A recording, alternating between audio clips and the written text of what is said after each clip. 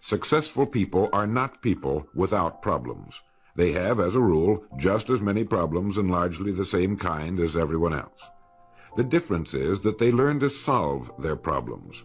Successful living is nothing more than the ability to solve successfully the problems which are as much a part of living as breathing. The degree of our success will be determined by the extent to which we can solve our problems. If you can tell me what you want, I can tell you how to get it. The problem with the great majority of individuals is not with their ability to achieve their goals in life, but rather with the failure to understand two factors vital to successful living. The first is to make the decision as to what it is we want enough to give it most of our attention until it's been achieved, and to clearly define it. And the second is to fully understand that we have the ability to achieve this goal, or we wouldn't want it in the first place. The next vital rule to successful living is to understand that our success is won or lost by our ability to serve others. We are interdependent, and it's just as impossible to succeed without serving others as it would be to live in our modern world without others serving us. Our rewards in life will and must always be in exact proportion to our service. It is the misunderstanding of this single law which, in my mind, is responsible for fully 90% of the frustration and discontent we see around us. Now, a lot of people don't like this law, if they're even aware of it, but not liking a law does nothing to change it. The basic laws of nature and economics are unchanging. If we're out of step with them, we are, as Thomas Huxley put it, checkmated, without haste, but without remorse.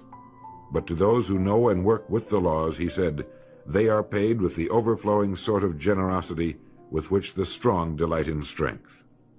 If a person doesn't like his income, all he has to do is take a good long look at his service. Look where you will find this law in undeviating operation. Our rewards will always be in exact proportion to our service. This is the law, then, that lies as the supporting structure of economics and personal well-being, so fix it in your mind. All attempts to sidestep or in any way avoid this law will result in frustration and failure. So this brings up the question, if what I want is more than I now have, how can I increase my service in order to earn it? Well, whom do we serve? We serve people. So let's take a moment to try to understand people. The more we understand them, the better we can serve them. I think of an adult human being as a grown child, doing his best to play for the first and last time on earth this game called life. The extent to which he learns the rules of this mighty game will determine his success. But right here we run into an historic and exasperating fact. People down through the centuries have, with the most amazing consistency, divided themselves into two groups. One group contains about 5% of any given population. The other group contains the remaining 95%. Neither of these two groups is any better than the other. But one thing separates them. The big group, the one containing about 95% of the people, never seems to get the word, while the smaller group, the 5%, does. Now, what do I mean by getting the word? I mean about 95% of the people never quite understand, emotionally or intellectually, that we as individuals control, to an altogether unsuspected extent, our lives here on earth. That each one of us is the architect of the structure fashioned by our years. You see, all of us want the same things, but only about 5% figures out how to get them. Within each of us burn two unquenchable ambitions: to serve importantly and to gain financial independence. Both of these worthwhile goals are within the reach of all of us, man or woman, but according to statistics, only about 5% achieve both of them. Why? Let's look at it logically. Every human being has a tendency to think, act, and talk like those by whom he is surrounded. This is environment, and it exercises an enormous influence on our lives. We've already pointed out that 95% don't seem to get the word in life. Then it follows that in the case of any given individual, the odds are 95 to 5 that he is surrounded by the larger group. And since a body in motion tends to remain in motion until acted upon by an outside force, that he will continue to conform to his group unless we can do a better job of serving him through knowledge.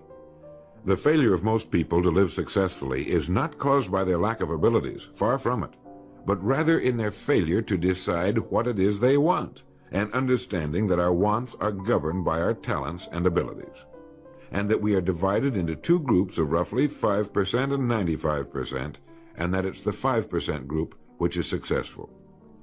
So here, let me give you a definition of success which, to my mind, covers the subject completely.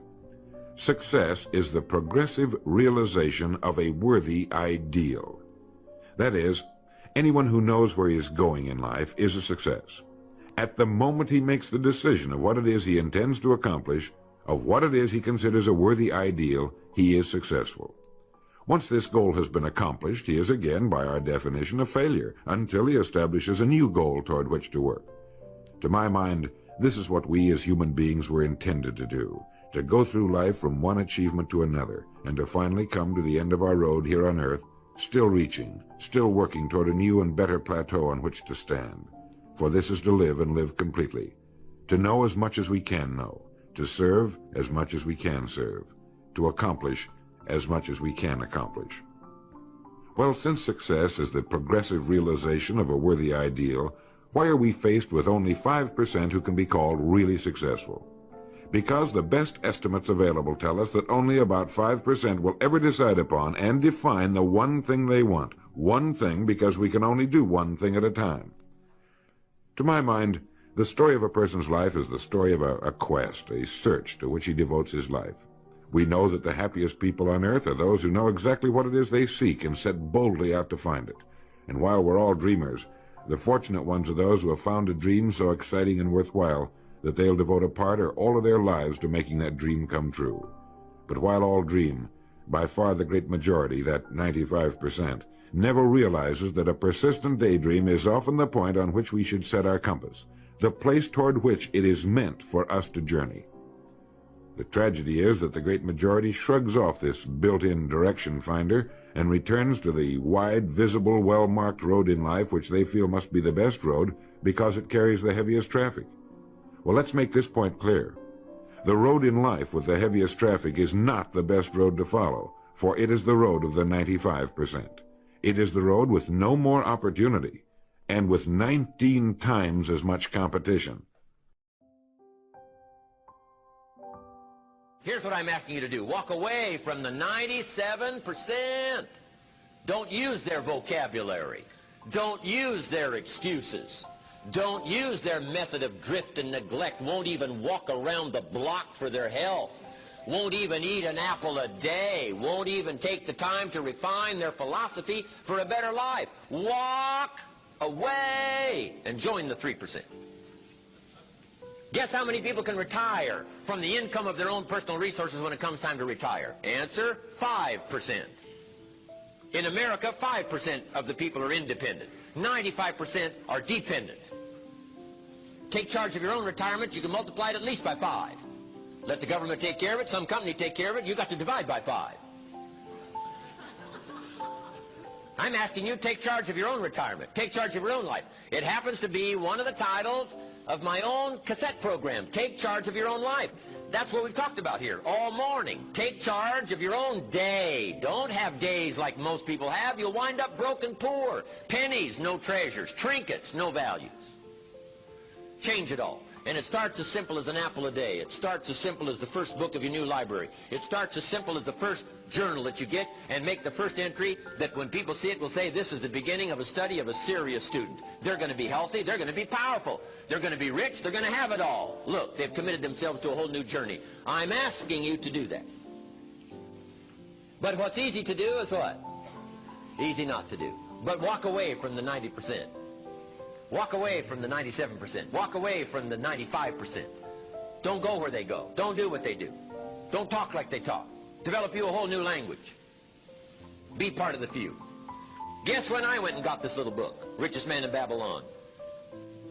Guess when I went and got it? The same day I heard about it. I went and got it. Somebody says, well, Mr. Rohn, does that make you different than most everybody else? And the answer is yes. Somebody says, well, why is that? We don't know. What do we know? You don't know. I don't know. Nobody knows. All we know is some get the spark and say, I'm going to change my life. I'm going to change my health. I'm going to change my relationship with my family. I'm going to change everything.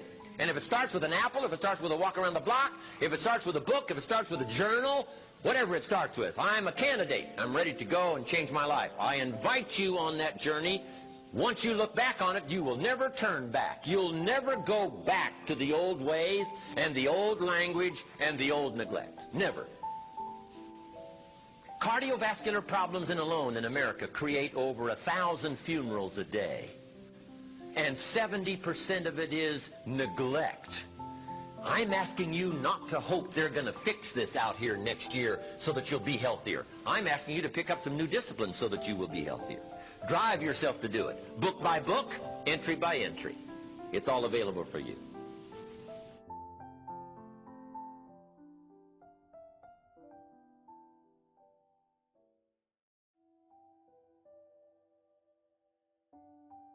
I was never good at anything. I was never picked for any team, and if I was picked, I was the first person cut. I got lousy grades in every class. I got fired from multiple jobs. I even got fired from a job pumping gas once. Can you imagine that? Being fired for pumping gas because you're no good. They came out and said, you're no good at pumping gas. How can you be no good? Little old ladies can pump gas, and here I was no good at pumping gas. Anyway, so I got fired. I went from job to job. And then I discovered that all people who are successful are excellent at what they do. You know the old question they asked Willie Sutton, the bank robber, why do you rob banks? He said, well, that's where the money is. Well, being in the top 10% is where the money is. So what you have to do is you have to pay any price and make any sacrifice to get into the top 10% in your field. Now here's the good news. If you're doing what you love to do, you will want to be in the top 10% in your field. If you don't want to be excellent at what you're doing, it means you're in the wrong field. It just means that you're marking time, you're treading water. And there's a lot of people who are in their field and they do their job and they go home at night, they don't think about their work and so on. And this kind of an attitude means that you have no future. You have a very shaky present. That crackling sound you hear is the ice breaking under your feet, okay? And you have no future, because if you're not doing what you love to do and throwing your whole heart into it, you're just marking time. But everybody is designed so that there is something that you love to do that you can do well. And the fact that you love it means that you probably have the ability to excel at it. So make this decision to get into the top 10%. And let me tell you what changed my life. Here I was struggling in my late 20s, and I learned this. It was a breakthrough thought. Is that everybody's in the top 10% started in the bottom 10%. Everybody who's doing well was once doing poorly. Everybody who is at the top of your field today was once not even in your field at all and didn't even know it existed.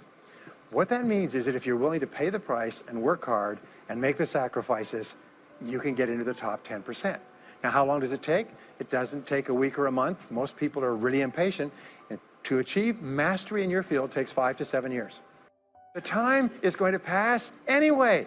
The time is going to pass. 5 to 7 years from now, 5 to 7 years will have passed. The only question is, are you going to be at the top of your field, or are you still going to be down there with the mediocre 80%?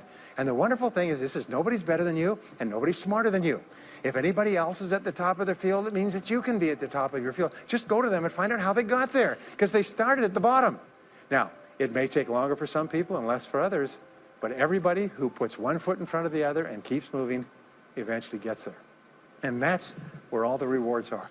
And not only that, that's where all the joy in life is. When you're really good at what you do, you feel wonderful about yourself. You're respected and esteemed by everybody around you. You can write your own ticket. You can open any door when you're good at what you do.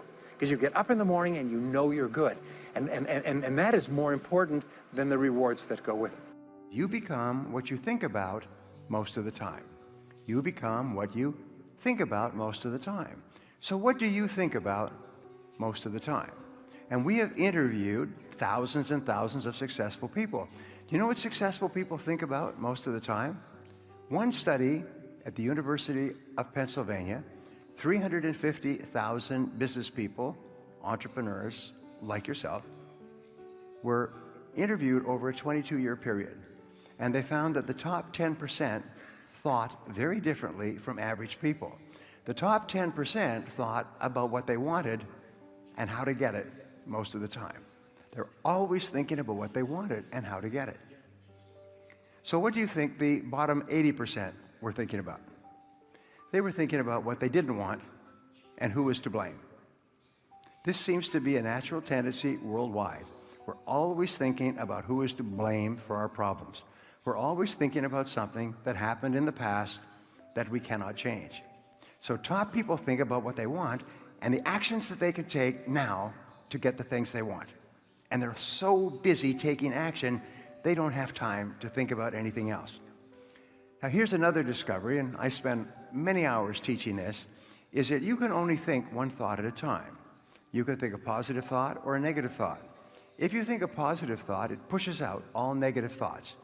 If you think a negative thought, it pushes out all positive thoughts. But if you do something repeatedly over and over again, you soon develop a habit. And top people have the habit of thinking a positive thought all the time. And what is the most positive thought of all? Thinking about what you want. Thinking about the things that make you happy. Thinking about the future and where your life is going. And so successful people are always thinking and talking about the future. They could be thinking and talking about the people that they love and their families and their home. They could be thinking and talking about business and money and success. But they're always thinking and talking about what they want most of the time. And so if you develop the habit of thinking about what you want, your life begins to transform.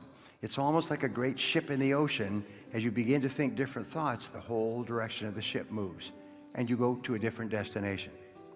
See yourself as self-employed. What we found is the top 3% of adults in our society see themselves as self-employed.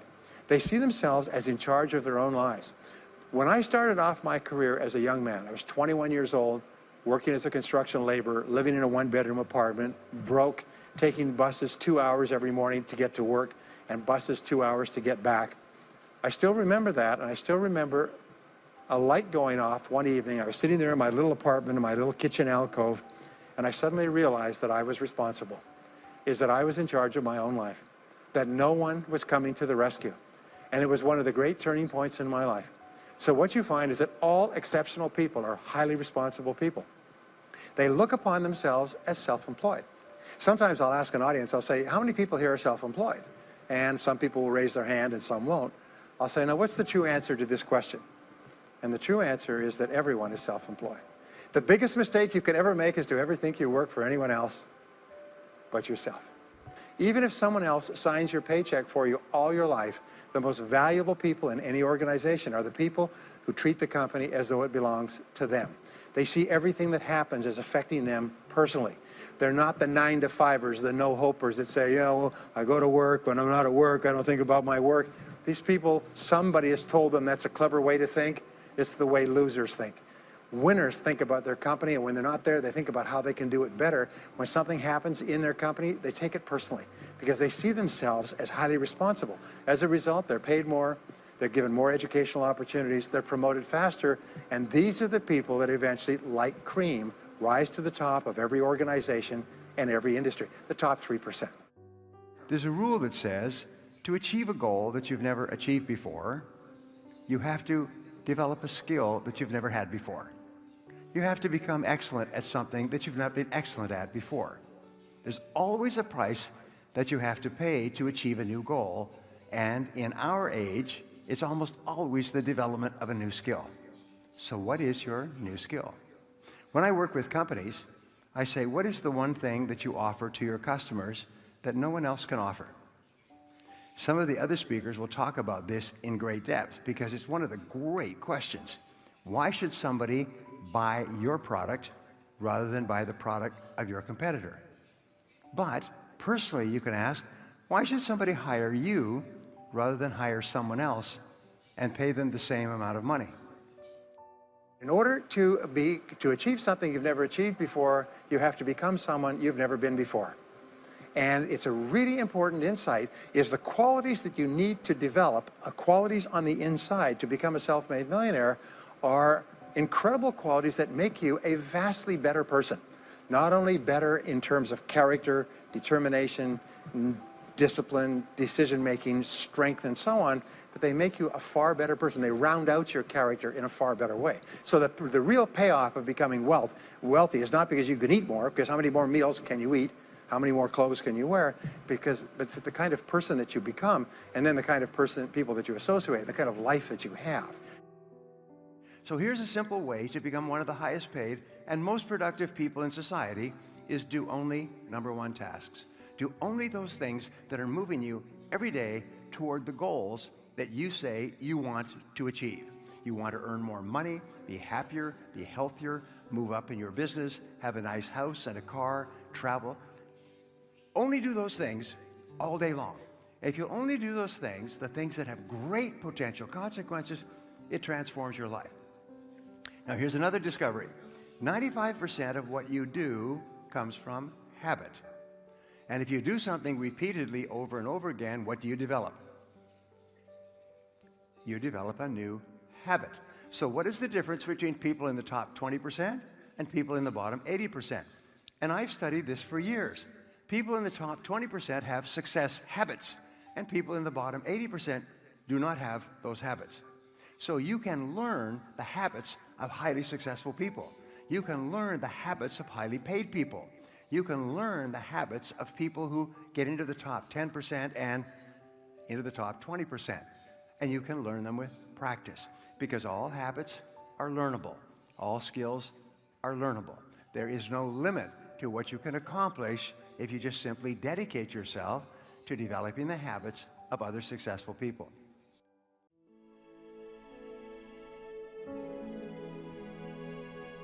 Of all the billions of human beings who've lived on Earth, all great advances, all great ideas have come from just a handful, a few thousand out of billions. Now, how have the people as a group reacted to the great ideas? Every great leader and thinker, from Socrates to the Wright brothers, has been scorned, ridiculed, poisoned, imprisoned, stoned, pilloried, burned at the stake, or crucified. Mankind as a group has made a consistently grisly game of tormenting his saviors. Why? Lack of information. Lack of knowledge. It comes from following the wrong crowd. What can we learn from all this as individuals? Two things. One, to amount to anything as individuals, we've got to be individuals. We've got to have individual goals, individual thinking, individual action. And two, we must never conform to the great mass of people. We must love them, help them, for our joy and success will be determined by the extent to which we serve them. But we must never lose our individuality and identity by permitting ourselves to be submerged in this suffocating sea of indirection and purposelessness. There's nothing wrong with emulation. In fact, it's a good idea, so long as we emulate a person who represents that which we wish to become, but never the crowd, never the 95%. We are what we think about.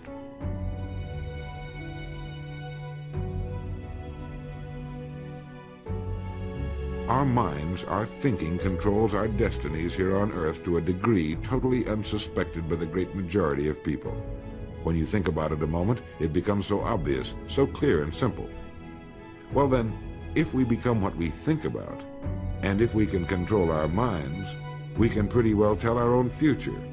And that's the point I want to make. That's what I meant when I said earlier that each one of us is the architect of the structure fashioned by our years.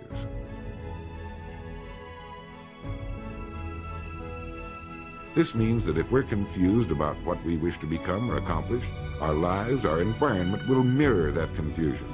It also means that if we know what it is we seek, that it must be accomplished. Barring an act of God or a catastrophe over which we have no control, we as individuals can call our own shots for the rest of our lives. We can know what it means to go through life from one success to another, to play life according to the rules and reap the rewards. We can know what it means to have peace of mind and live calm, cheerful, successful lives.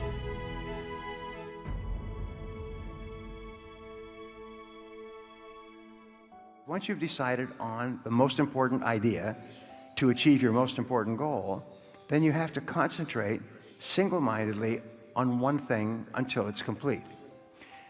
Bill Gates and Warren Buffett, the richest man in the world and the third richest man, were at a dinner party at Bill Gates' home last year. And there were about 100 guests, and they were standing around at the reception, drinking wine and so on. And these three men, Bill Gates, Warren Buffett, and Bill Gates' father, are good friends. And so they were standing, talking, and one of the other guests came up and said, "Excuse me, gentlemen, you are three of the most important people in the world. What would you say is the most important key to success today?" And they stopped talking, and they all turned, and they said, "Focus. Focus is the most important quality for success today." We're so surrounded by so many distractions of so many kinds that the ability to focus is more important for success than any other quality. When you think about your goals and how to achieve them, it makes you happy. So people who are thinking about their goals are happy most of the time. They're more positive. They're more creative. They have better friendships. They have more energy. They get up earlier and they work harder because they have clarity about what they want. Only 3% of adults have written goals. And according to 75 years of research, people with written goals earn 10 times as much as people without written goals. People with written goals accumulate 10 times as much money over the course of their life as people without written goals. And what does it cost for you to write down your goals? It costs a piece of paper and a pen and about 3 minutes of your time. If you will write down 10 goals that you want to accomplish in the next year, you'll change your life forever. Everything that you write down, not type, but everything that you write down by hand is immediately saved to your subconscious computer, and your subconscious then works on it 24 hours a day. Give a clear deadline. Tell your subconscious when you want the goal to be achieved. And if you don't achieve it by the deadline, set a new deadline. But give your subconscious clear instructions so your child mind can work on it all the time. You spend 99% of your time thinking about yourself. So you are the most important person. But here's the point. How important you feel you are determines the entire quality of your life. When you feel that you're important and valuable, when you like yourself and respect yourself, you set bigger goals for yourself, you persist longer, you accomplish more, and more than anything else, the more you like yourself, the happier you are. The more you like yourself, the more you like other people, and the more they like you. So everything in life, and this was a great insight for me as a young man, everything in life can be measured by whether or not it increases your happiness. The only real measure in life is how happy are you. It's not how much money you earn, or it's not the car you drive, but are you a thoroughly happy person? So I began studying this subject early in my career, and I was amazed to find that your self-esteem is like the reactor core of a nuclear generator. It's the reactor core of your emotions, and your self-esteem determines the entire quality of your life. Now, the more powerful you feel, the more you like yourself. The more you like yourself, the more self-confidence you have. The more self-confidence you have, the bigger goals you set, and the more you persist, and the more that you achieve. And everything starts with what's happening inside of yourself. So here's an interesting question. Which comes first, the thought or the emotion? Well, when I first learned this, I was quite amazed that it's always the thought. It's the thought that comes first, and it's the way that you interpret this thought to yourself that determines the emotion. If something happens and you interpret it in a positive way, you feel happy. If something happens and you interpret it in a negative way, you feel negative. Nature is neutral. In other words, nature doesn't care who you are. It doesn't care if you're tall or short or male or female or black or white, educated or uneducated. Nature doesn't care. All that nature cares is that you do what successful people do. It's like making a recipe. Nature doesn't care if you follow a recipe. If you follow the recipe exactly, you get the dish. Nature doesn't care who's doing it. And that's the wonderful thing about our society. It's basically like justice. It's blind, is nature doesn't care. In fact, there are a lot of people who are not as smart and not as talented as you who are doing vastly better than you, not because they're better, but because they're just following proven success methods. There's nothing that will make you madder than to see somebody who's dumber than you, who's making more money than you. There are many things in our world that we cannot change. So don't waste any time worrying about things you can't change. Focus on the things that you can change. And the only thing that you can control is the way you think. If you think differently, you feel and you act differently. If you feel and act differently, you get different results and you achieve different goals. So you'll find that top people throughout history are always focusing on the opportunities of tomorrow, whereas average people are always thinking about the problems of the past. All the psychologists and psychiatrists and counselors in the world are helping people talk about their past and what happened in the past and why they feel unhappy about the past. But you can't change the past. The only thing you could do with the past is learn from it and then let it go. So you learn from the past and let it go, and then you turn toward the future. There's a wonderful line, and the line says that when you turn toward the sunshine, the shadows fall behind you. When you look toward the future and all the possibilities for your life in the future, you automatically become happy. The negative events of the past that you can't control fall behind you. And that is your job.